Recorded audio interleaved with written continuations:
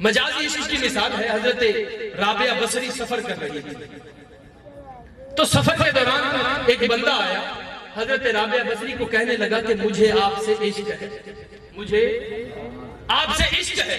حضرت رابعہ بصری فرمانے لگی کہ کس بات کی وجہ سے عشق ہے؟ میرے حسن کو کہیں دیکھا ہے؟ میری عبادت کی وجہ سے عشق کرتے ہو؟ کوئی تو وجہ ہوگی۔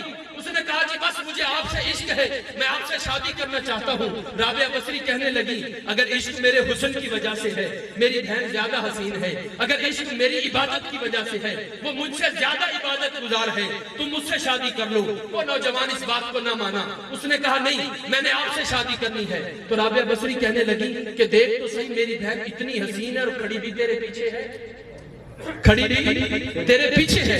جیسے اس عاشق نے مڑ کے دیکھا نا تو رابعہ بصری نے دے مارا تھپڑ اور فرمانے لگی کہ دعویٰ میرے عشق کا کرتے ہو، دیکھتے غیر